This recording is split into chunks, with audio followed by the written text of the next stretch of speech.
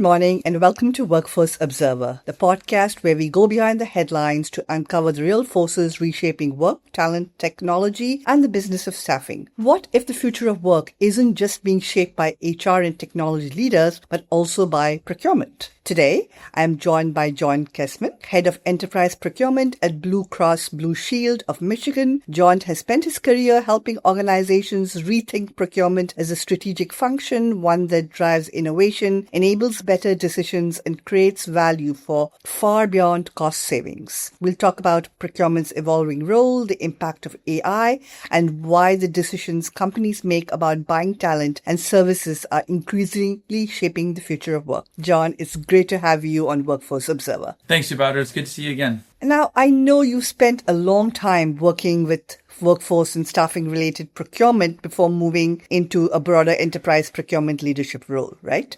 What lessons from managing talent-related spend have proven most valuable in leading this procurement transformation at Blue Cross Blue Shield of Michigan? Lots of things, having spent nearly, 9 years in the MSP business itself and then, connected contingent workforce and services-related procurement roles around it. Certainly have spent a lot of time in it. I think, the one thing that has really occurred to me of late in particular is, when we talk about indirect spend in most organizations, that comes down to essentially a couple of big pots. And one is the true technology that you're buying. But the other part is all of the things that are services and labor based. And so when you start to break down spend categories, consulting, IT services, obviously, marketing, you name it, it's all labor that's bundled and packaged in different ways. And I think that, procurement has, in many organizations, in large part, kind of thought about those things as unique spend categories, but it's when you really start to understand the labor sort of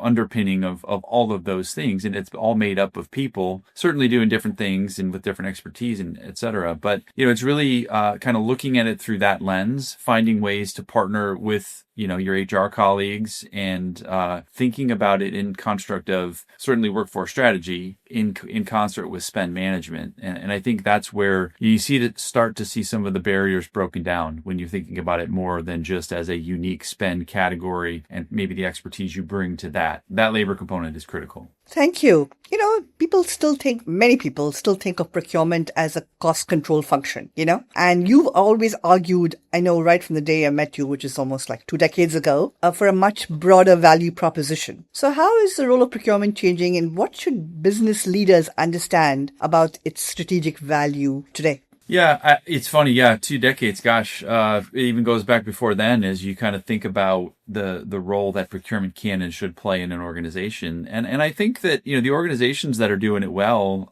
recognize that there is more to it than just a cost control mechanism. And I've had this debate and this conversation with so many peers and colleagues over time. The argument that you hear this very cliche, but, procurement will always be measured on cost savings. And, I suppose I've seen that to be true everywhere I've been. But I think it's, when you have innovative leaders that are thinking differently about the value that the function can bring. And, whether that's, expertise in the market, understanding of suppliers, how to interpret data, making sure the company's staying out of trouble from a risk perspective. There's all these different things. And you kind of think about that picture or the diagram you see of the iceberg. And it applies to sort of every functional area or every job, I suppose. But you only typically see the tip of the iceberg, which is cost savings, policy, compliance. It's all the other things below the surface that can really generate and bring the value. And I think it's up to procurement leaders to find ways to build capabilities around that and then demonstrate that in partnership with the business. Because, you have to earn credibility, you have to earn trust. And until you can do that, you are going to be sort of seen as a bit of a barrier, a bit of an obstacle. There's always some bureaucracy involved. But, I think I found that the quickest way to lose credibility in a room with an executive, whether that's a CIO or anyone in the business that's looking for help, is to come in and talk about cheapest cost and cost savings. That matters to some some people. It matters to a lot of people in some businesses, but that's the easiest way to lose an audience is when you just start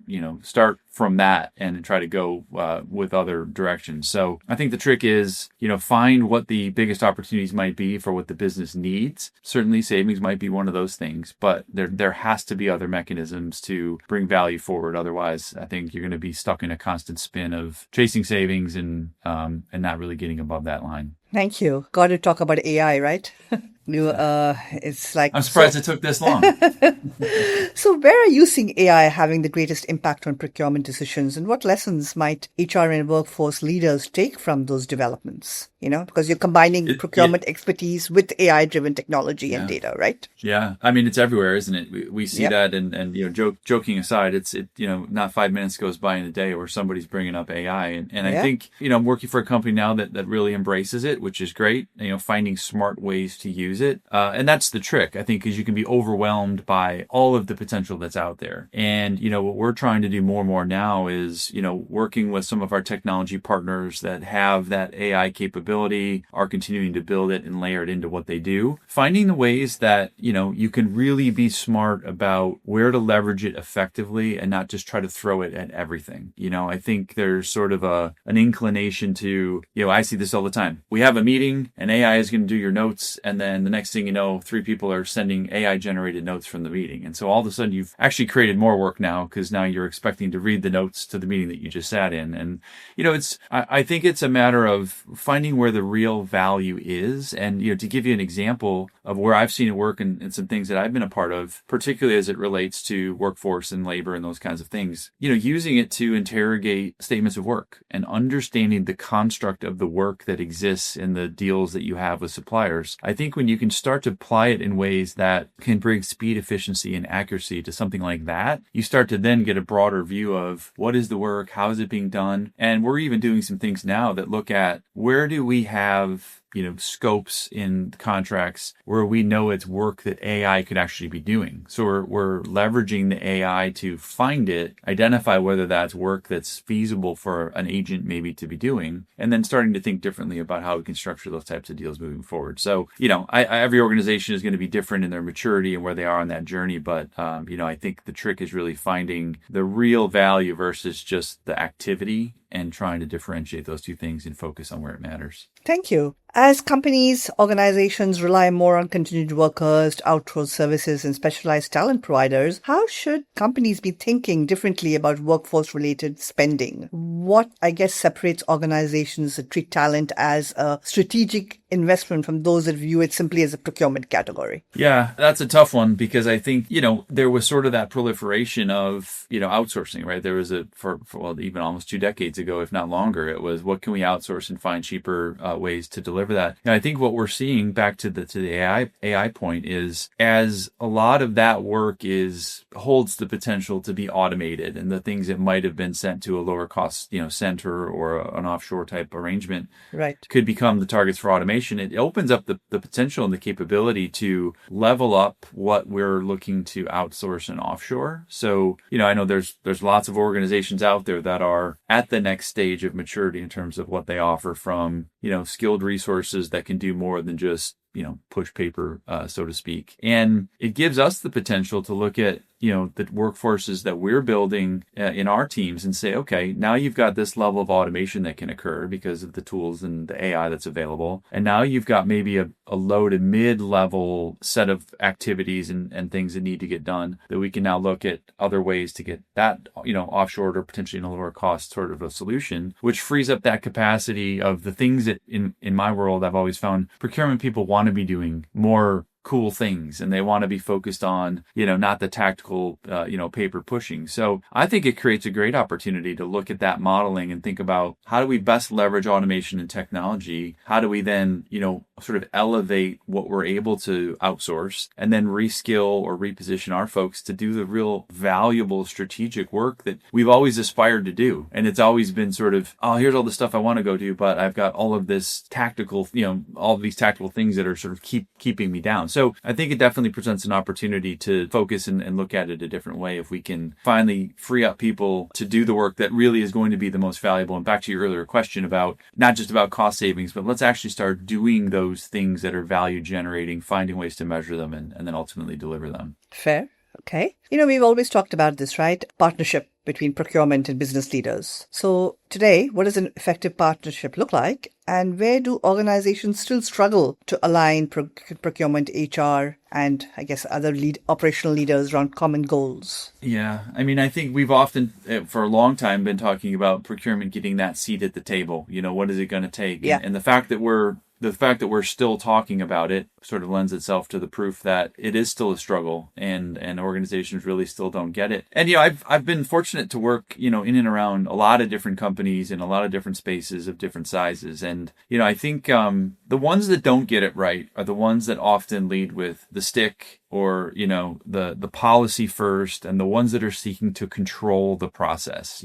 They throw the policy forward and say, you haven't done this or you haven't complied. And while some of that's done with, really good intent, I suppose, and with risk mitigation and all of that stuff as sort of the main platform on which it resides, what we have to recognize is that, the business moves at the pace of the business. And, anybody listening to this will have seen, whether it's technology project or whether it's a marketing campaign or whatever it might be, that, it has to go now. There are schedules and deadlines to hit, and we don't have time to follow your 4-month sourcing process or whatever it might be that is going to sort of get in the way of that speed and agility. I think the ones that do it well, and one of the things that I'm aspiring to do in my role now is change the way that we work and change the way that we position the function so that it can meet the business where it needs to be. And I think through that, you start to align some level of trust. You start to build more credibility. And I think some of that also has to come in around the way that you're structured. That I've had some conversations recently with different folks around what type of procurement organization are you trying to build? Is it the one that is,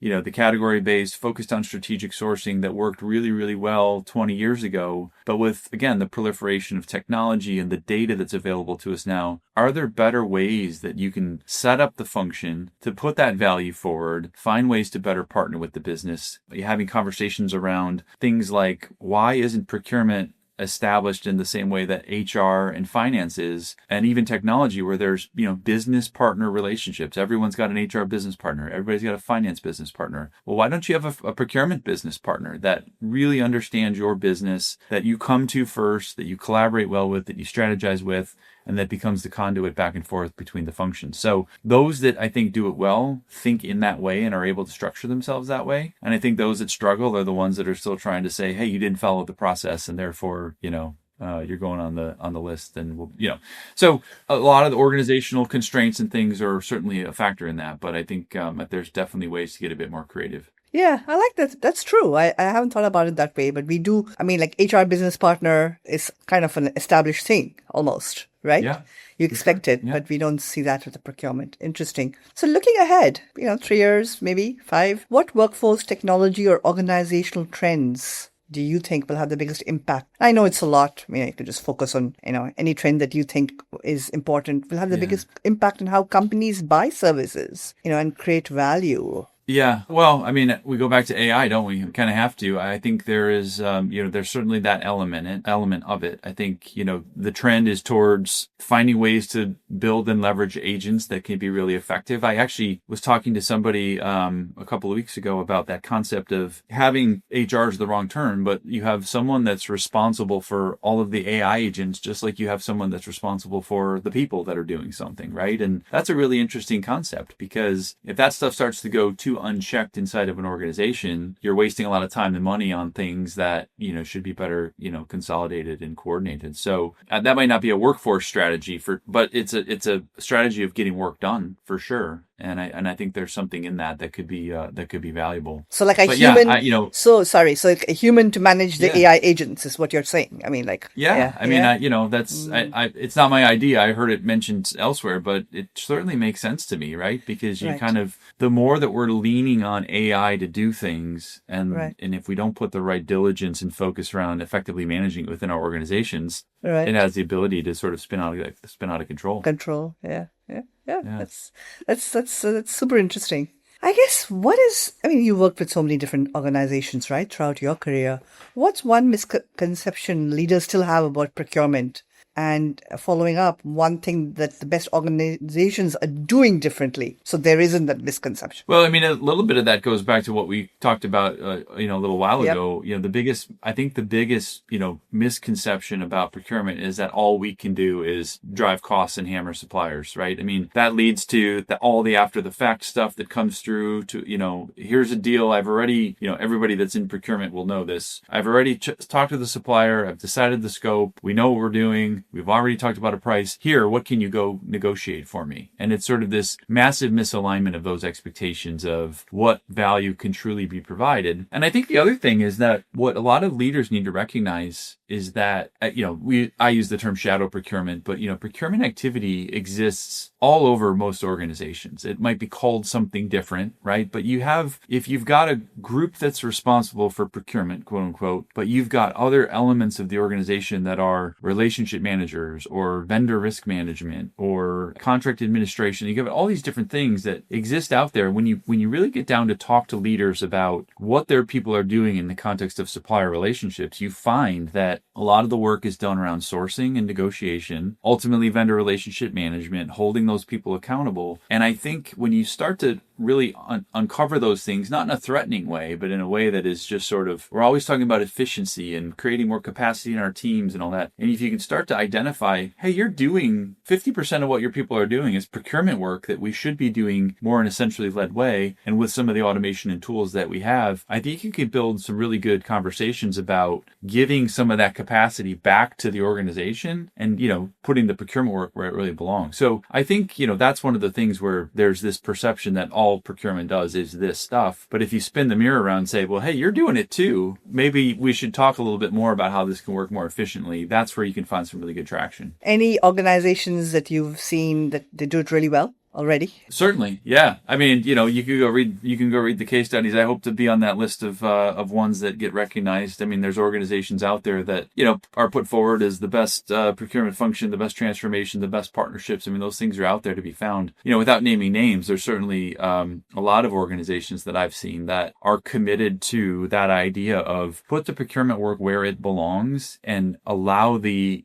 sort of the benefits of that really good work to permeate the organization as opposed to trying to isolate it. Now, there has to be that receptivity to working closely together, and there has to be obviously the executive support that we always talk about. But those organizations that have those things, they do it really, really well, and as a result, they're saving a ton of money. They're reinvesting that money in other things, and they've got very efficient organizations doing things that should be doing. I mean, we talked about a lot of stuff, but is there any one lesson that you've learned that you wish, and I don't mean today as in now, but, over the years that you wish you knew when you first started about procurement? Yeah. Wow. That's there's a long list to distill down from probably, but I mean, maybe it's probably that, the relationships matter more than, well, this could be maybe a bit of blasphemy, but like the relationships matter more than the policy and the control. The first organization that I ever started with, the first thing I did when I walked in the door, I was handed the policy and the handbook on how to do procurement. And, that was sort of like very rigid, very structured. And, in some organizations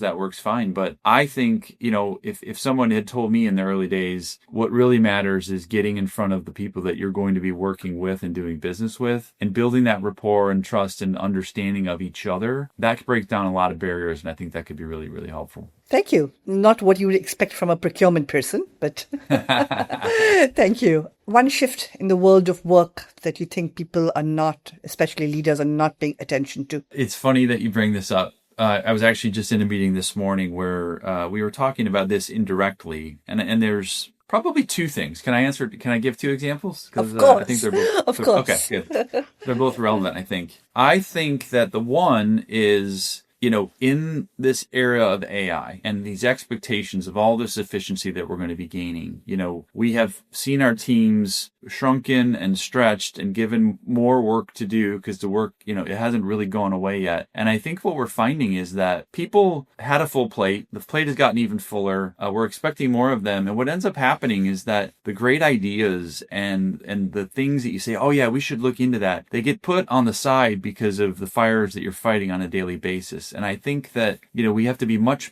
more intentional about creating opportunities and space for people to focus on the really important work. Some call it deep work, and there's a book out about that, you got to try to put that discipline on yourself is hard because you have a day job but I think that's a challenge. I think we ask a lot of our teams and our people, and we don't necessarily give them the space that is needed to come up with the next great idea. Focus on how to really write a good prompt for an AI, enabled piece of research or something like that. So that's one. I think the other one is more of an observation, and I feel this very personally, is that when we all went home at COVID and then returned to office, the challenge that exists, and I have no profession of being an expert in all of this stuff, but it's more my observation. We required people to come back to the office, be back in whatever it's 1 day a week, 3 days a week, 5 days a week. But we never went back and changed the way that we had been working, where that structure worked effectively. So when we were all in the office in 2018 or 2019, we were in conference rooms, meeting together face to face in person, or with a spider phone in the middle on a conference call. When we all went home, we were all in front of cameras just like we are now, and that became the expectation. Every meeting is in front of your camera, with the camera on, etc. And then we said, okay, now come back to the office, but we're not going to change the way that we've been doing things for the last couple of years. We're still going to require that you're sitting on a video call and you're engaged with your camera on with the person there, even though there's 3 other people in the office that are in the same meeting with you, but you have to be in front of your camera. So I think that's one of the biggest things. And I've had lots of conversations with friends and colleagues that, are struggling with that. How do you get more people engaged in the office? How do you, some are mandating return to office, but there's, workers that are disgruntled, and trying to get the best out of our people, trying to show them, the value in being together. I think we have to go back to thinking about how we're working on those days that we are in the office and making it so that it makes sense to be there. Because again, maybe not related to the topic and what we're here to talk about, but I think it is a workforce, work strategy issue that every organization is facing. And that's sort of my opinion. We got to go back to thinking about how are we engaging with each other and the way that we're working on the days that we are together versus, what might work when you're at home. And I think that's a big challenge. Jon Kesman, thank you so much for your time. It's a pleasure, as always. Thanks, Subhadra. Yeah, always nice to catch up with you and talk about this. I really appreciate the opportunity. Thank you.